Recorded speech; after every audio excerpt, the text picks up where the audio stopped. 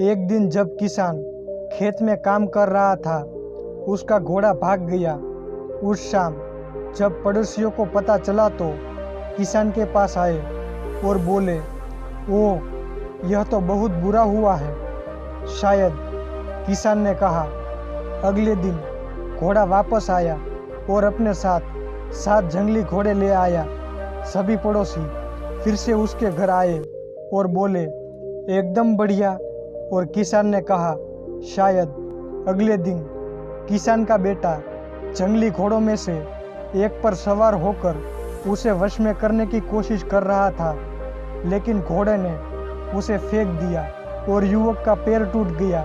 फिर से पड़ोसी किसान के पास आए और बोले, यह बहुत बुरा है। शायद, किसान ने कहा।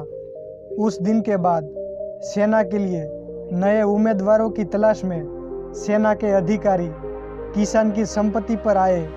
किसान का बेटा बिस्तर पर पड़ा था। उन्होंने युवक को भर्ती नहीं किया क्योंकि उसका पैर टूट गया था। उस शाम सभी पड़ोसी किसान के घर आए और बोले, अच्छा, यह बढ़िया है ना? और किसान ने कहा, शायद। तो कहानी का नैतिक पहलू है कि अतीत में मत रहो, भविष्य के सपने मत देखो, मन को वर्तमान क्षण पर केंद्रित करो। यह सब किसान के घोड़े से शुरू हुआ जो भाग गया। क्या वह भविष्यवाणी कर सकता था कि घोड़े के नुकसान से उसका बेटा युद्ध में जाने से बच जाएगा? जरूरी नहीं। किसान जानता है कि जीवन में अच्छे और बुरे क्षण आते होते हैं, वे आपस में जुड़े हुए हैं। आप कभी नहीं जानते कि परिणाम क्या होगा। इसीलिए किसान अनुमान नहीं लगाना चाहता है, वह स्वीकार करता है कि निर्णय के बिना क्या हो रहा है। बौद्धों के लिए प्रकृति एक तरल प्रक्रिया है जहाँ सब कुछ बदल जाता है। भाग्य दुर्भाग्य पैदा कर सकता है और उसके विपरीत एक बुद्ध निर्णय पर अपनी ऊर्जा बर्बाद नहीं करना चाहता है कि वह भाग्यशाली है या नहीं।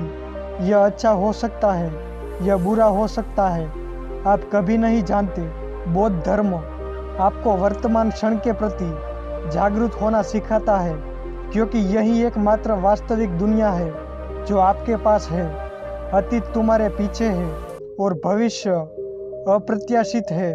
सांस लेते हुए मैं शरीर और मन को शांत करता हूँ। सांस छोड़ते हुए मैं मुस्कुराता हूँ। वर्तमान क्षण में रहते हुए मैं जानता हूँ कि यही एकमात्र क्षण है